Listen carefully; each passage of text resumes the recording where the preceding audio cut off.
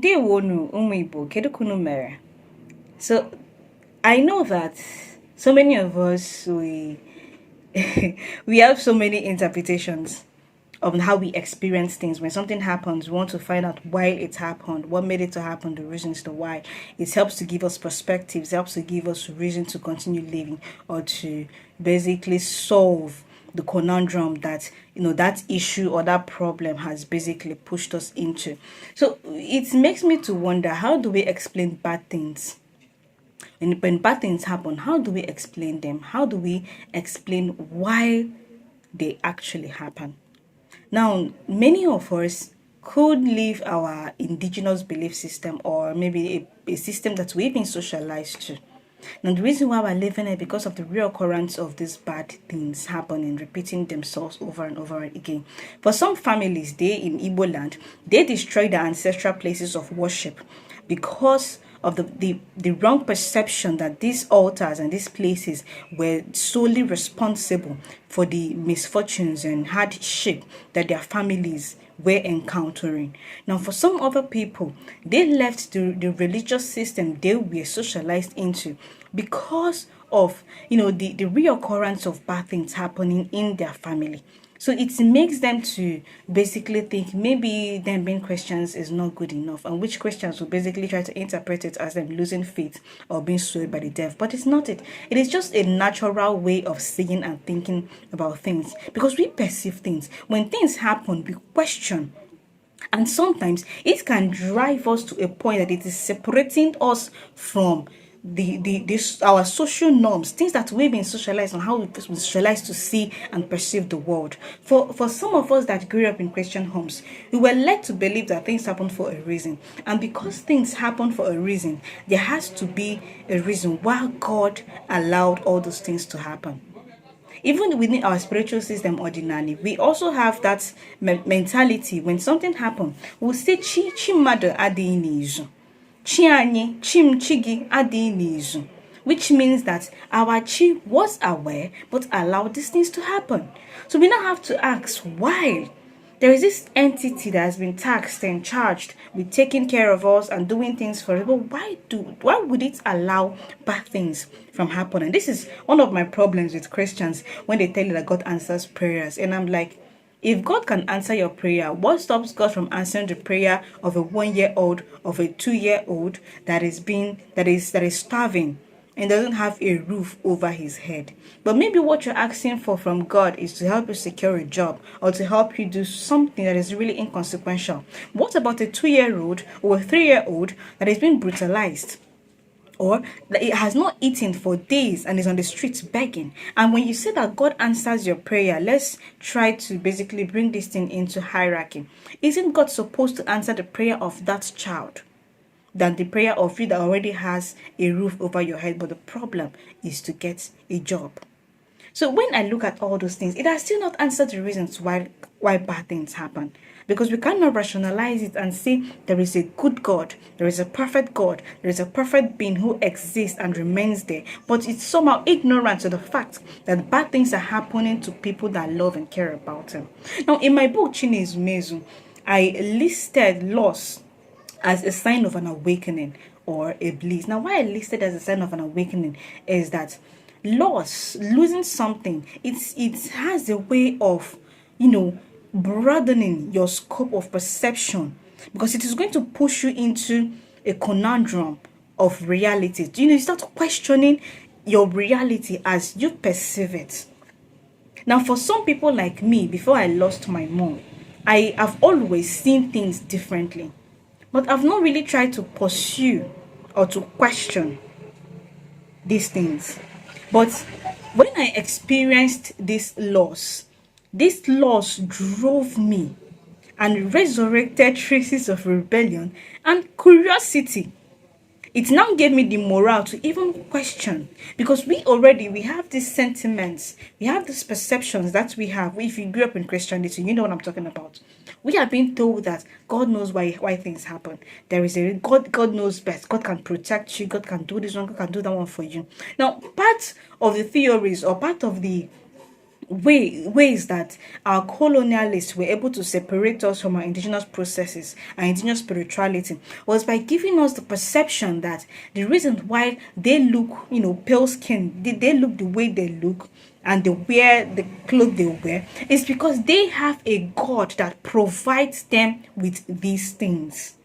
That their life is good and perfect because of this God. Now, the traditional Igbo man is going to look at himself, look at his environment. He doesn't feel that the things he has is quite enough. He wants to be like the white man. And when they bring their mirrors, their alcohol, the things that are given, and they're using it to wow our ancestors, they were seeing it as some kind of human ingenuity. So it becomes one of the softening grounds that made them to basically abandon their traditional processes and switch to the European way of perception, way of interacting with the divine. They were also told that if you want this kind of thing, you have to allow your children to come to our schools, because this is where we teach them how to produce, how to do these things.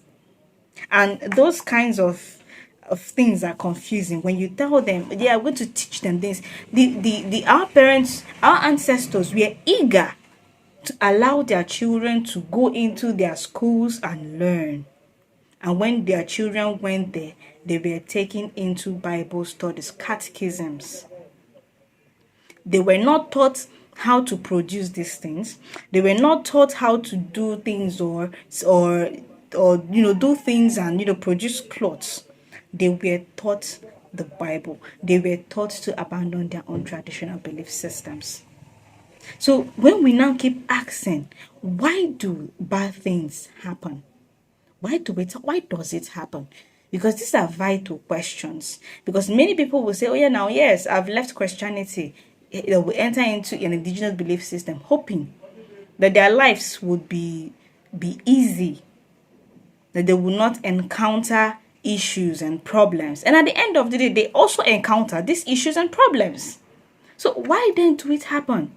It is not a religious thing. It is not because you believe in a superior God. It is not because there is anything like superiority when it comes to cosmic beings and cosmic interactions. But these things happen because good and bad exist, because our reality is governed and moved by the existence of good things and bad things happening concurrently. Now, that's the existence of polarity, because good things happen or good things occur. And as soon as it is happening, it is also accompanied by bad things happening concurrently. For instance, somebody would be performing sacrifices with the intentions of making money, being a big man, being financially liberated. Now, if you live in Nigeria, you know that being a big man, being financially able and capable, means that you are going to be a target of kidnappers, target of armed robbers, target of people that want to siphon and use you for what you have. This is good, being accompanied with the bad. But sometimes we are so self-removed and self-absorbed that we pray consistently that good things happen and manifest in our life. Now, this is why our ancestors devised Aja, sacrificial bloodletting, as a way to avert, delay, and prevent bad things from overshadowing the occurrence of good things and good wills. This is where Aja comes in. We perform Aja because we want to prevent these bad things from happening. We want to delay them from happening, and we want to, basically make sure, or basically to create a balance. As good things are happening, let bad things happen equally. This is what sacrifices, Aja, what they do for us. Now, our ancestors were also able to understand that the constant reoccurrence of bad things and bad wills, when it happens consistently, it is considered a sign of a misalignment, and this therefore can be managed. When every time in your life things keep going bad, There is no bright rays at the end of the tunnel. You're not seeing something good, some kind of happiness happening. Every time it's one kind of misery to misery to misery. Our ancestors began to use Aja sacrifices to manage these circumstances. Not to prevent, but to manage them, because they also understood that these things happen concurrently. This won't happen and that won't happen. Good things will happen, bad things will happen, because the reality needs to move, need to be changed. People need to experience things. So if we constantly be experiencing goodwill, how do we deal with the bad things when we encounter them? So occasionally, bad things happen to shake us up and to teach us about our mortality. But they happen and they exist. So it's not a matter of you've been misaligned. You have this chi, so nothing bad is supposed to happen to you. All things are just human explanations to rationalize things or to make themselves or their belief systems feel important and more superior to other people's belief system. But what reality will tell you is that bad things will happen and good things will happen exactly almost the same time.